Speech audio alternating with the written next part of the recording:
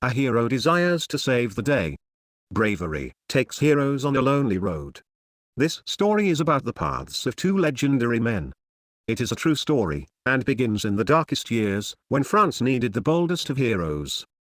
Alexandre Dumas and Napoleon Bonaparte. Both became legendary French heroes, and in the same shared timeline, these great military leaders proved themselves to be courageous and inspiring. Their roads to glory were set on course to collide, and one of them would eventually suffer immensely at the hands of the other, who was determined to become his ultimate nemesis.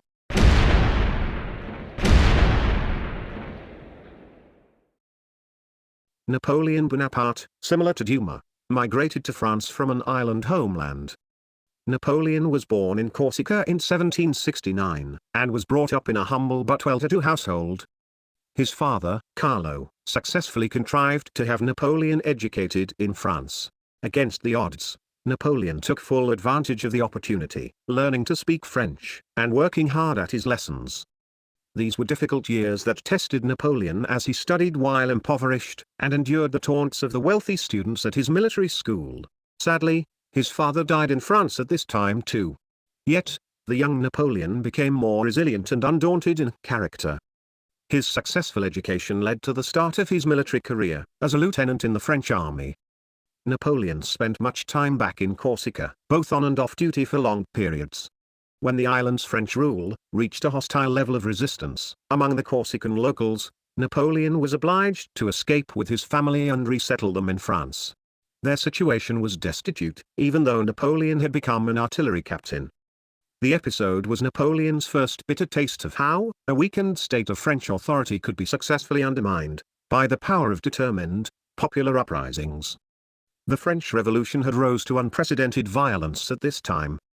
In August of 1792, Napoleon witnessed the power of violent mobs on a gruesome scale. He observed the massacre of the majority of the king's royalist bodyguard of 800 Swiss troops, who were on duty in the Tuileries Palace, by a large horde of Parisian revolutionaries. They subsequently desecrated their victims' bodies. In a prophetic reaction to this mob's barbarity, Napoleon said in a frustrated outburst during the unfolding horror, in criticizing the deposed king's incompetence in leadership, "What? Wretched man! Have you no cannon to sweep out this rabble?" Shortly thereafter, Captain Bonaparte attained notoriety for his leadership role in the amazing French victory at the Siege of Toulon, in 1793. He was promoted to the rank of Brigadier General.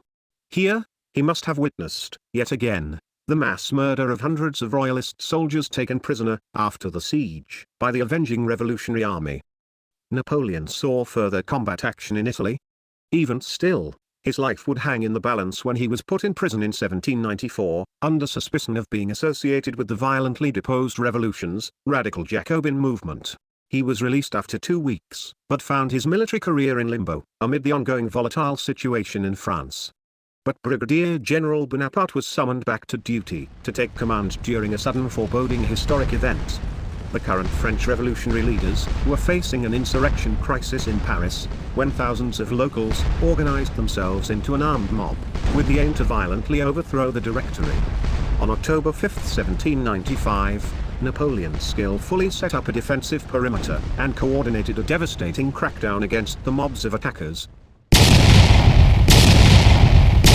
During the brutal fighting as the two sides clashed, Napoleon, in the thick of the combat, directed his artillery gunners to blast close-range canister fire into the enraged crowds of attackers with his famous whiff of grape shot. Napoleon's epic successful defense was a bloody victory that crushed the mob, inflicting losses of hundreds killed among them. It can be argued that, from this moment on, Napoleon adopted a zero-tolerance approach to dealing with public disorder and dissent, and having little faith in those weak authorities that would allow or cause decadent conditions in society. In contrast, Alexandre Dumas' early military command took him on a different path. Thomas Alexandre de la Pelletrie, later to be known as Dumas, was born into slavery in 1762, in Haiti, then known as the French colony of Saint-Domingue. He was the son of Antoine David de la Pelletrie, a white French noble, being a marquis and plantation owner. His mother, Marie Sassette Dumas, was a black African slave woman. She had been purchased by his father, and they had a concubine relationship. Though of mixed race, Alexandre had very dark ebony skin color.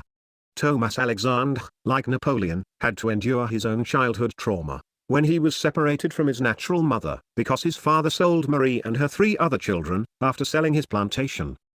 It was then, that Alexandre's status as a slave ended, when at the age of 14, he was taken to France by his father in 1776.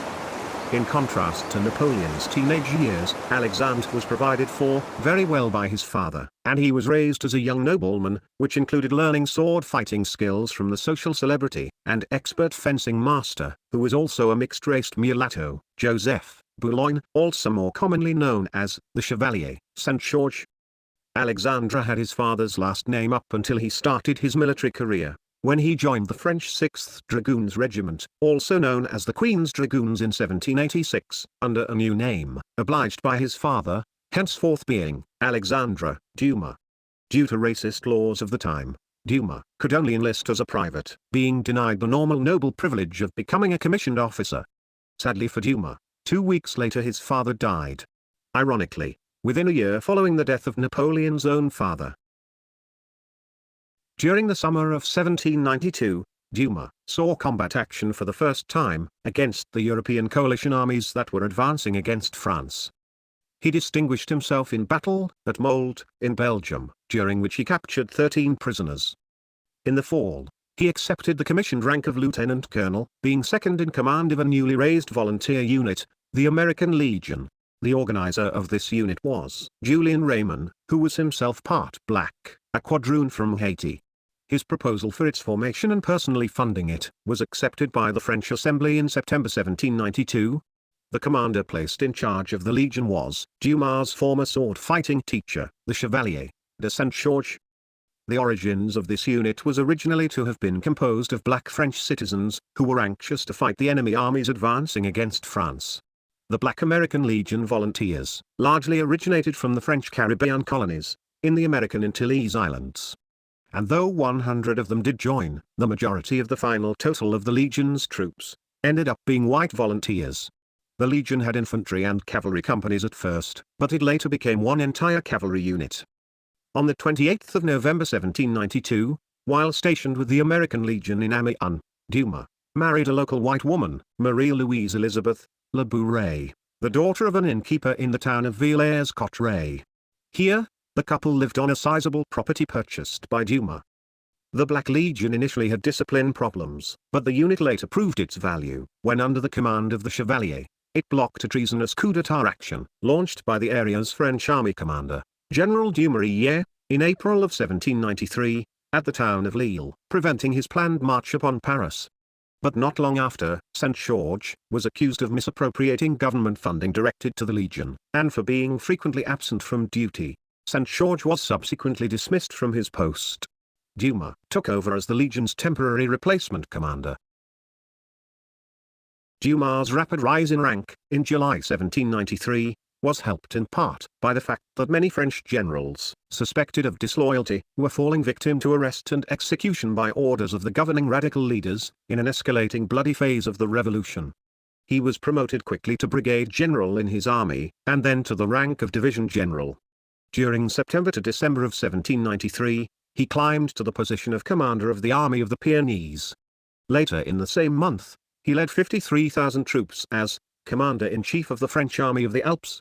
In the spring of 1794, his troops won a great victory for France, when they boldly attacked and defeated the troops of Piedmontese defending the important alpine mountain passes of Petit Saint-Bernard and Mont-Saint-Denis. In the latter engagement, Dumas took care to equip his soldiers as went to warfare specialist groups. They wore warm clothing, white hunting smocks, and had spiked crampons on their feet, to more easily tread across slippery ice surfaces. His spectacular assault against the enemy at Mont-Saint-Denis was carried out with great bravery by the French troops, who charged with bayonets across icy ground, against a series of enemy fortifications. The defenders were scattered, and suffered heavy losses. In his battle report, Dumas made sure to highly praise his soldiers' fighting prowess. Despite the glory attached to this spectacular victory, Dumas acted prudently by delaying a summons to return to Paris, which he had received from Robespierre, the principal orchestrator of the revolution's barbaric phase, known as the Terror. The now much feared Committee of Public Safety could not be trusted, as nobody was safe from being accused of treachery and then promptly executed. By the time he had eventually arrived in Paris, important French army victories against their coalition opponents had dampened the terror phase and led to its own bloody ending of retribution against the Jacobins during their Thermidorian reaction in July 1794, which resulted in the welcomed overthrow of the committee's draconian powers. Meanwhile, Dumas and his wife had a daughter, Marie Alexandrine, born in September 1794. The new committee in Paris assigned Dumas to act as commander-in-chief of the Army of the West, which was operating in the west coast area of France, known as the Vendée. Here, the Republican Army's recent defeat of anti-revolution uprisings in 1793, and the Army's subsequent counter-insurgency operations, carried out by its so-called infernal or hell columns. Before Dumas' arrival, this army's infamous operations were acts of genocide that targeted the local French populations, including innocent civilians, and anti-government rebels. The savage murder sprees involved mass shootings, and even mass drownings using sunken barges. The local Vendéan rebels were composed of royalist aristocrats, anti-conscription protesters, Catholics, farmers, and peasants. 1 in 4 of the Vendéan population were murdered, surpassing well over 100,000 lives lost in the slaughter. Dumas' role, between September to October of 1794, was instrumental in restoring order among the Army of the West's savage soldiers, among whom were mass murderers, child killers, rapists, and pillagers. Dumas initiated curfews, and established police forces to protect the people from rogue criminal soldiers. In one notable incident, Dumas came across 4 prisoners taken by revolutionary officials, who were ready to be executed by a guillotine, in a case of ridiculous persecution. To reprieve the condemned men, in his own unique way, Dumas nonchalantly advised one of his staff officers to have his soldiers destroy the guillotine and use it for firewood, to provide warmth for everyone around, in the cold weather. More than likely, the results of these excessive army abuses that General Dumas witnessed firsthand, shaped his ideals towards exhibiting humane and professional command of his soldiers. In September 1795, he served as a general in the Army of the Rhine commanded by General Kléber. He was wounded in action during this German campaign.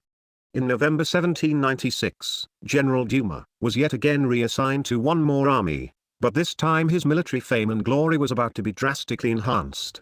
He would serve as a general in the French Army of Italy, and under its famous commander, General Napoleon Bonaparte.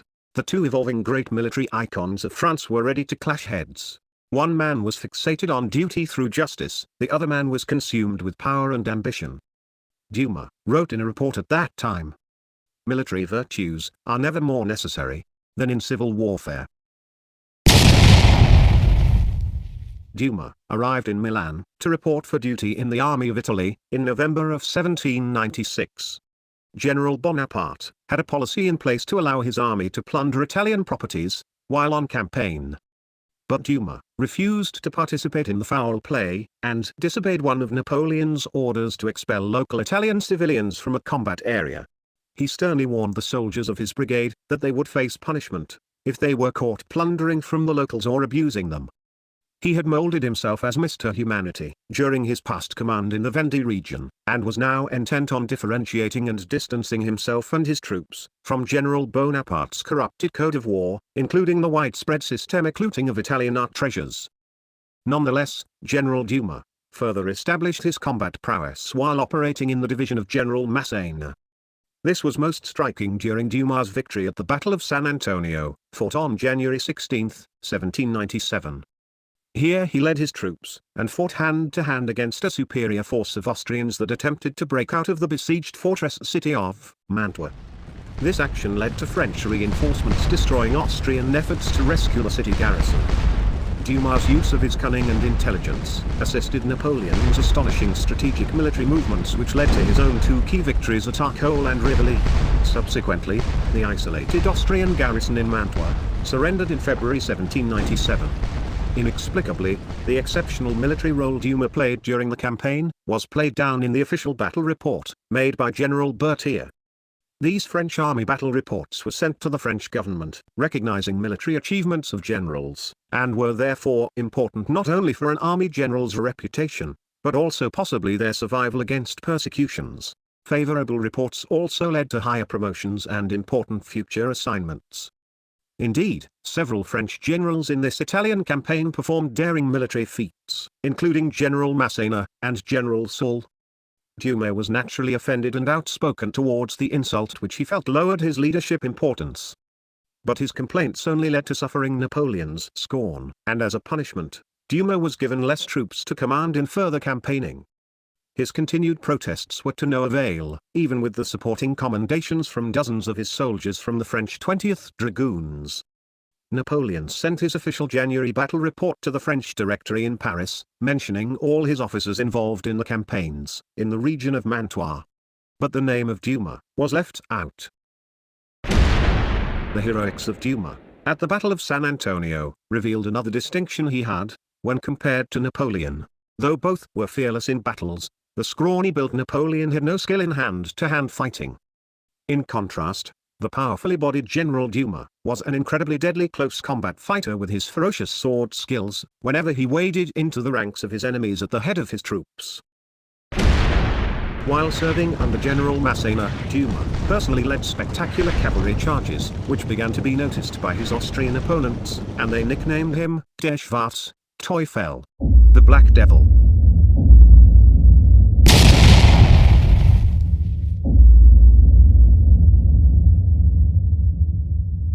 The admired French General Joubert commanded an infantry division in Bonaparte's army of Italy.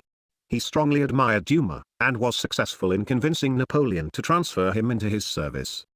In February of 1797, Dumas joined Joubert's division, which was operating in the enemy-defended alpine terrain of Tyrol. Their mission was to capture the Brenner Pass, so that the French army of Italy could invade north into Austria. In rapid succession, and again with much bravado, Dumas led his troops against a series of Austrian defensive positions, which protected bridges spanning deep gorges, along the Adige River valley. The Black Devil swept aside all opposition before him, in a surging advance through the enemy-held territory. But sadly, Dumas received the heartbreaking news of the recent death of his second and younger daughter, Louise Alexandrine, who was only 13 months of age. He consoled his wife as best as he could, with his comforting letters written from the front line. Courageously, he found the strength to still lead his troops to victory. On March 23, 1797, Dumas had to clear away the Austrian and Tyrolean troops from heavily defended positions, in and around the mountain town of Closen, and its narrow bridge spanning the Isaac River below it. He personally led forward an advance guard detachment of dragoons. Arriving before the enemy defenders, Dumas led a bold attack upon the bridge through a thick storm of enemy bullets. While on the bridge, Dumas used his immense strength to help his soldiers throw blocking carts over the sides of the bridge, down into the river far below. The attackers began taking many casualties, but Dumas and a staff officer went ahead alone and reached the far end of the bridge. Dumas' horse was shot down, but when the enemy counter-attacked, he fought in hand-to-hand combat against them, alongside his staff officer who was soon seriously wounded. For several long minutes, Dumas continued the battle alone against overwhelming odds. He carried on like a devil possessed, even using captured loaded Austrian firearms to shoot at his enemies. He tirelessly held back an enemy squadron, which stormed towards the bridge in groups of 2 or 3 men at a time. They saw the notorious Black Devil general was bloody from multiple wounds, but he fiercely held his ground against them. Throughout the mayhem, Dumas, as he later recounted, envisioned the faces of Louise, his deceased baby daughter, and his wife. Finally, French reinforcements arrived and secured the bridge, and then poured across it. Though wounded, the hero incredibly joined in the French pursuit of the defeated Austrians, for 10 miles further. This time, Napoleon made a battle report that proudly detailed Dumas' astounding feat of arms. And even more, Napoleon ordered a reward of 2 new pistols be made for his hero, and announced Dumas to be the Horatius Cocles of Tyrol. This name itself referred to the Roman hero of the late 6th century BC, who had defended a narrow bridge against a large enemy attack that threatened Rome. Shortly after, Napoleon's first Italian campaign ended in success and the Austrians were forced to make peace with France, giving up large areas of its possessions in Italy as compensation in the negotiations of the Treaty of Campo Formio, in October, 1797. Back in France, the citizens celebrated Napoleon's victory with great pride. Napoleon also promoted Dumas to command all his French cavalry in the area of Tyrol. and also appointed him as a military governor of the town of Treviso, in the rich region of Venice, where again, his fair treatment towards the locals won him their praises.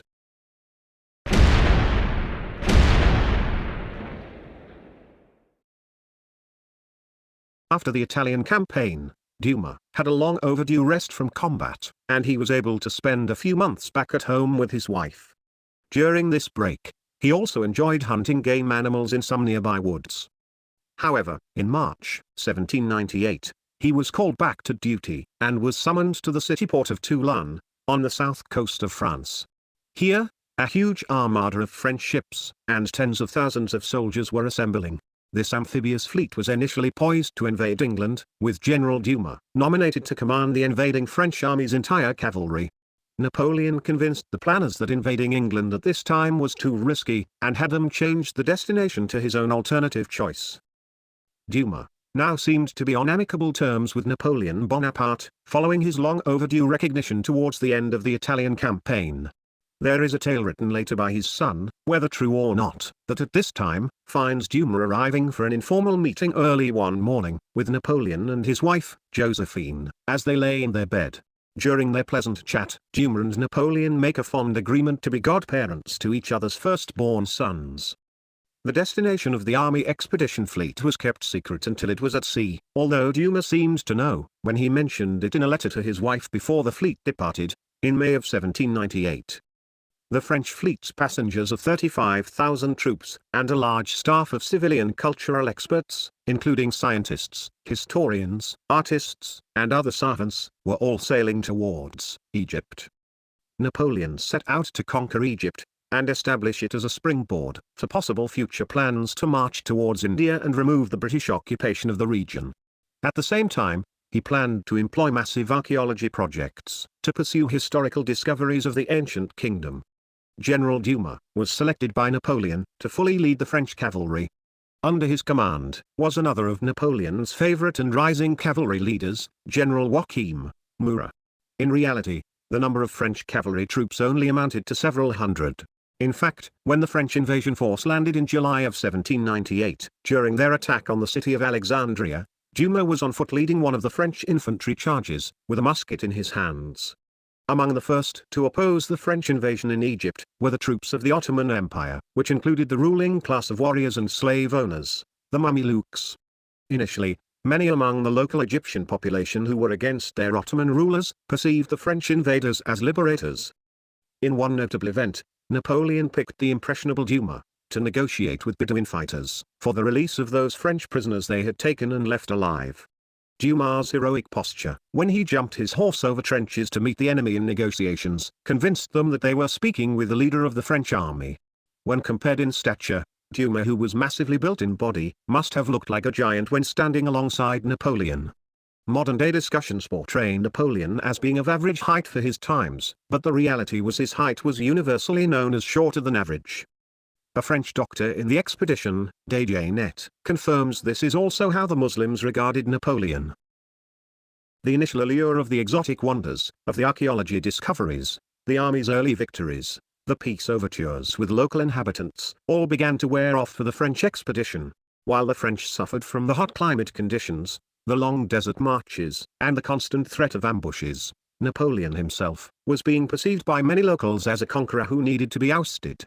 Due to irreplaceable losses in troops from battles and deadly diseases, Napoleon's army began to deteriorate.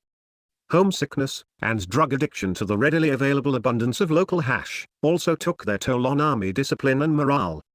Suicides began to rise in the despairing expedition, some shooting themselves, others preferred by drowning as their way out. Even one of Dumas' own brigade commanders ended his own life. As the Egyptian expedition began to stagnate, Dumas was one of several senior French officers quietly criticizing Napoleon's questionable leadership. At that point in the campaign, Dumas was particularly outspoken, and dangerously on occasion, even openly speaking his mind in anger, while ranting his hostile opinions of Napoleon. One of these moments occurred during a meal, while alone in the company of a few other fellow legendary army commanders, such as Desjardins, Lannes, and Murat. Here, they had a frank discussion, criticizing the purpose of the expedition, along the lines of sedition against Napoleon. At the same time, fortunes for Napoleon seemed to change favorably, when his army won a spectacular victory at the Battle of the Pyramids, fought on July 21, 1798, against their Ottoman opponents, who launched wild massive cavalry charges in futility against several huge French infantry squares. The French army then succeeded in taking their next important military objective, marching into the city of Cairo without opposition. At this time, Napoleon had found out about Dumas' earlier insidious criticism of his leadership. He arranged a private meeting with Dumas to settle the matter. The two men of destiny openly exchanged bitter words, with Napoleon, as he would later claim, making a threat to have Dumas shot for treason. Dumas' own version of the incident cast himself as being expressly loyal to France only, and an opponent to any of Napoleon's excessive ambitions as a conqueror. This incident apparently laid the foundation of Napoleon's eventual spiteful relationship with Dumas, even if not obvious at first. Thereafter, the two heroes had a mutual agreement. Dumas would leave the army in Egypt and return to France. However, this was not immediately possible, as on August 1, 1798, the British Rear Admiral Nelson claimed a huge naval victory in the Battle of the Nile in August of 1798, that saw the obliteration of Napoleon's invasion fleet, which was finally caught by the Royal Navy, in Abuka Bay, on the Nile Delta of Egypt. In the meantime, Dumas revived some favor with Napoleon later that month, when he discovered a huge hoard of treasure on a local noble's abandoned property, and incredulously turned it all over to Napoleon.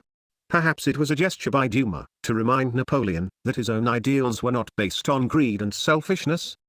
In October of 1798, Dumas proved to be of crucial service when he played a leading role in putting down a sudden brutal uprising in Cairo, launched by Egyptian locals against the French, which lasted 3 days. Dumas led an attack into a mosque to drive out rebel defenders. In their panic at the sight of Dumas, the shocked rebels shouted out, "The angel! The angel!"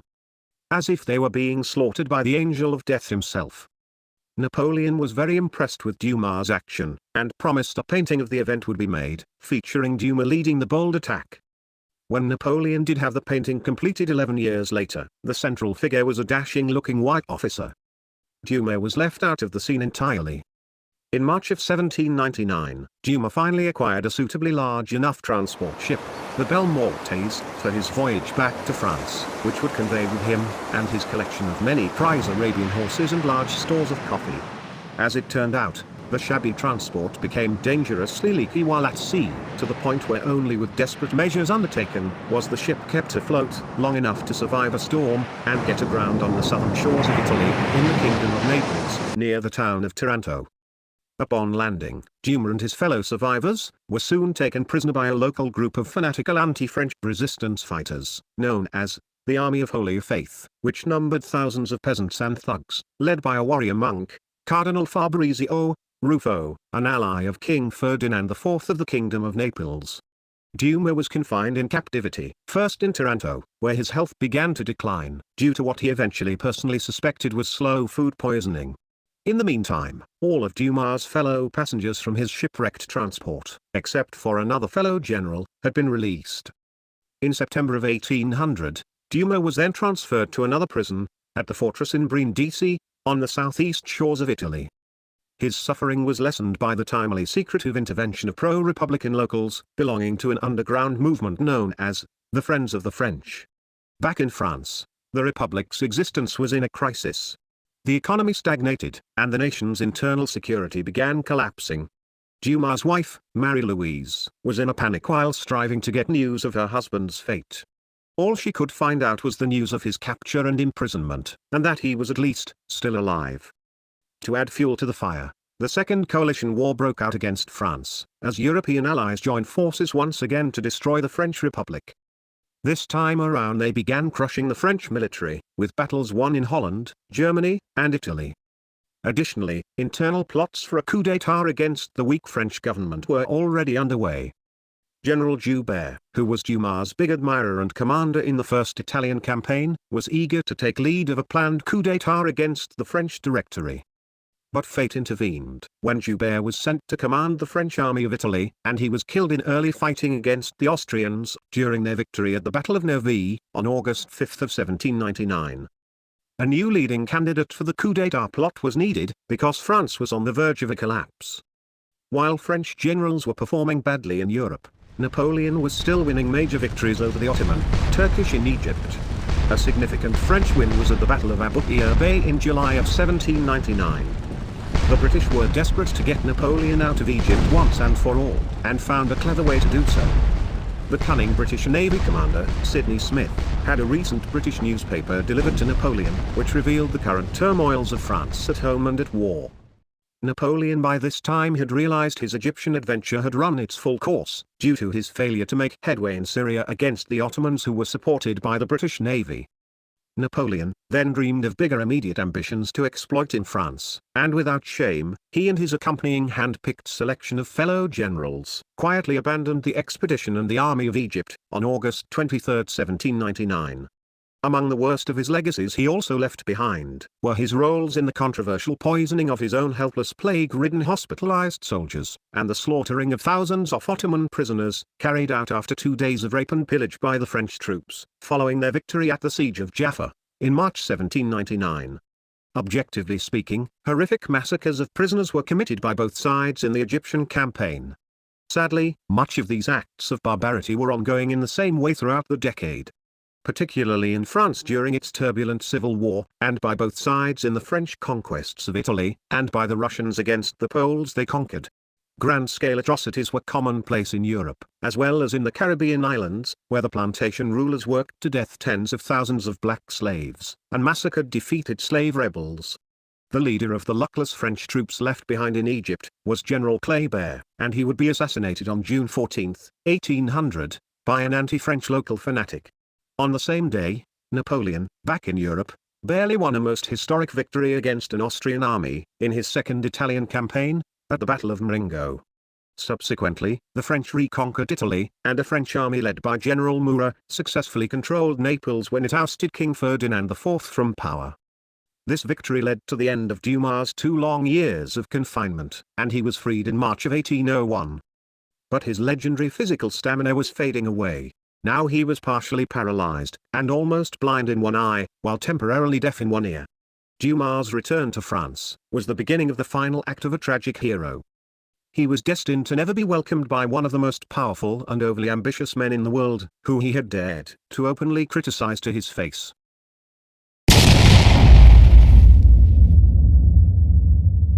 Dumas returned to a new France, which now had a dictator, the first consul, Napoleon Bonaparte.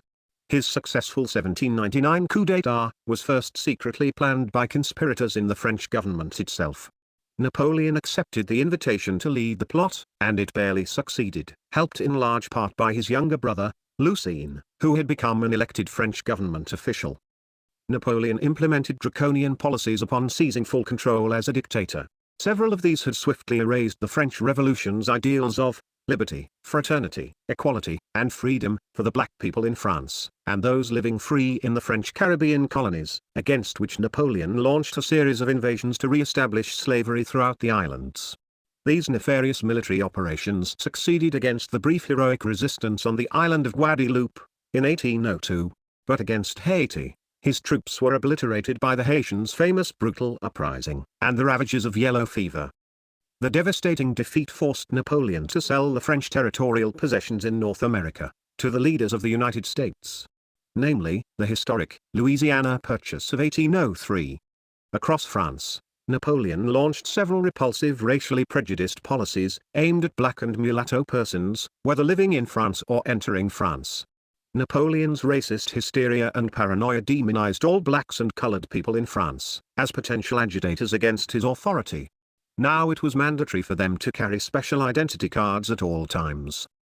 They were subject to racial profile checks, primarily in the ports of France. The risk of being thrown into special depots for black policy breakers, and then being deported to Caribbean French colonies, hung over their heads at all times.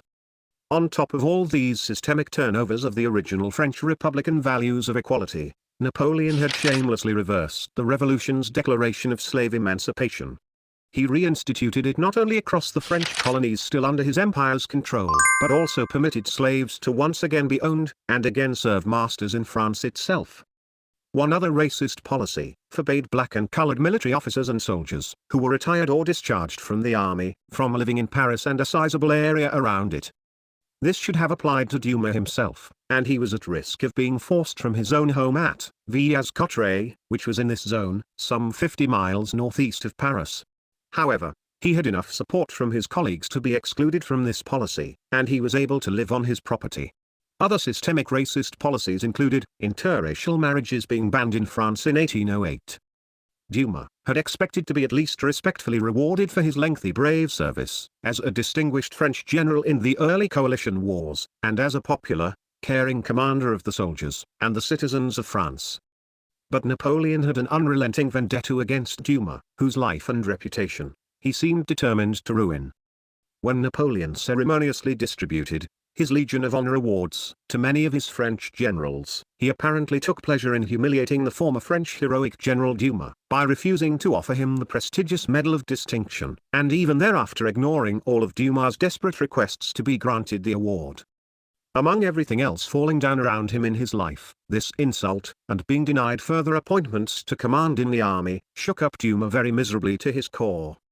The popular French military commanders, General Brune, and King Murat, were good friends of Dumas, and they made attempts to get him what he was owed, but even their efforts to help failed to get him his due military pension, or reinstated back into the army. Napoleon would become furious upon hearing the name of Dumas, and would reportedly stamp his foot, and angrily insist that it never be mentioned again. Napoleon had already slowly killed one other black legendary nemesis, Toussaint Louverture. The Haitian Revolution hero had been captured during Napoleon's 1802 invasion of the island, and upon being returned to France, he was thrown into a cold hell of isolation and starvation, in the mountain prison of Fort du Joux. In this horrid confinement, Toussaint would soon die in misery, succumbing to pneumonia, in 1803. Despite Napoleon's ongoing vendetta, Dumas had one blessing in this time, the birth of his son, Alexandre, in 1802.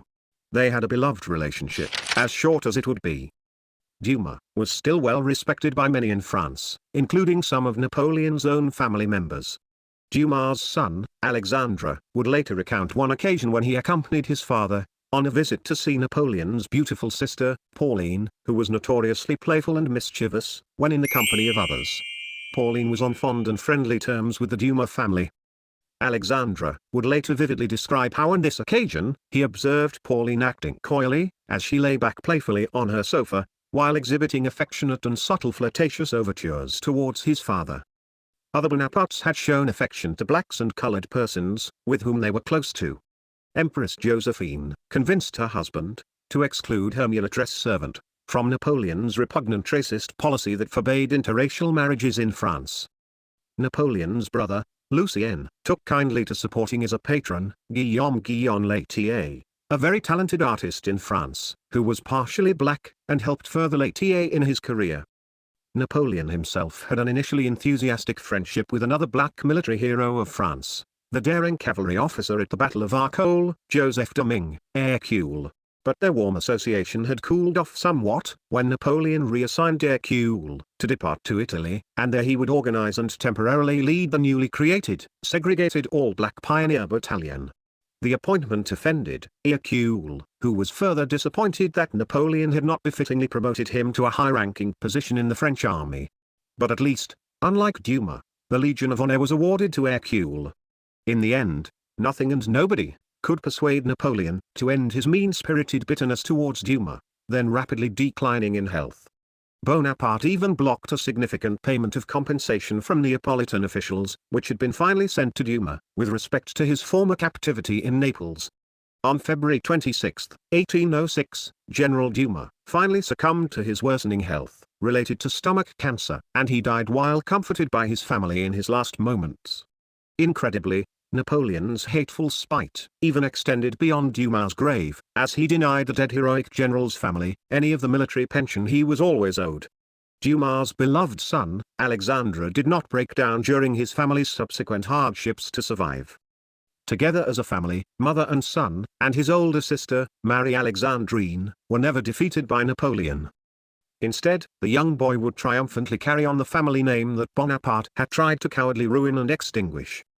Alexandre eventually achieved legendary popular acclaim as the great French writer of novels, such as The Count of Monte Cristo, and The Three Musketeers. which both stories paid tribute to his father's heroic endurances and his real-life experiences.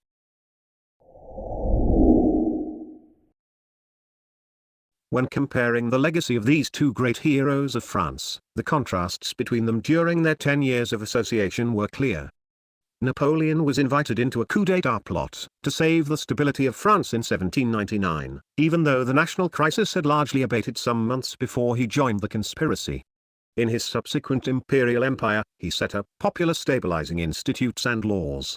His military genius was legendary throughout his reign. However, Napoleon's excessive vainglorious ambitions had tragic consequences for millions of people.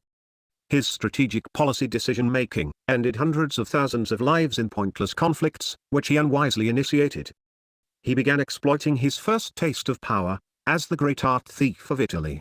After seizing dictatorship authority in France, his new empire that subjugated freedoms of populations, in the foreign territories where his armies conquered and repressively occupied. Draconian French rule was enforced by secret police, and conscription bolstered continent-wide military adventures. The Napoleonic Empire destroyed free choice for citizens, and speaking out against the French Empire could mean a death sentence. Napoleon closed down scores of French newspapers, and thrived on manipulated propaganda. He unleashed racist policies inside and beyond France itself, and sent out military forces to make free black people become slaves in French Caribbean islands. Women who were armed citizens during the French Revolution had their dreams for equality crushed in Napoleon's sexist civil code laws. Napoleon's imperial empire betrayed the essence of the French Revolution's pursuit of freedom and justice for all. And in so doing, he created enemies among those who considered themselves true French Republicans. His fiery demands for absolute loyalty agitated vindictive hostility and personal grudges towards anyone he felt was disloyal to his rule and authority. This included one of Napoleon's brothers, Louis, who distanced himself from his imposed imperial cage. Dumas himself survived his incident in Egypt, when he dared to criticize Napoleon openly, but his lack of judgment, in not refraining from crossing the line of sedition, sealed his fate when Napoleon eventually chose to reopen the wound. Dumas built himself around a persona of virtue. As he once wrote, "Military virtues are never more necessary than in civil warfare." He not only personally led his troops as did Napoleon, but he showed a rare courage as a senior commander by joining his soldiers in actual hand-to-hand combat, and at times even did so while alone. Dumas' legendary fame included not only bravery in battle but also the largely unspoken humane care which he extended towards civilians in war zones, whether in France or foreign lands. He became a universally respected and a beloved historic icon for France, as would his own son, who wielded a mighty pen rather than a deadly sword. Together, they must have made Madame Dumas very proud, even through her years of poverty that Napoleon's vendetta had initiated. Despite their stark differences, the two legendary icons of France shared more than just a few ironic common similarities. Both of these fathers cherished their sons. The sons of Dumas and Bonaparte saw the last of their iconic fathers in their infant childhoods. Napoleon's legitimate son, François Joseph Charles Bonaparte, who last saw his father as an infant, would forever idolize his father. Equally, Dumas' own son Alexandre adored his father. He was always fascinated by the real-life memories of his father, told by his mother and Dumas' fellow French officers who were among his closest friends. Both Dumas and Napoleon's fathers died while they were young, and within a year of each other. Both were patriotic heroes and legends in the history of France. Both died in their midlife years, and both died of stomach cancer. Both built their lives filled with spectacular exploits, which in their own distinctly separate ways, would inspire future generations with pride and admiration.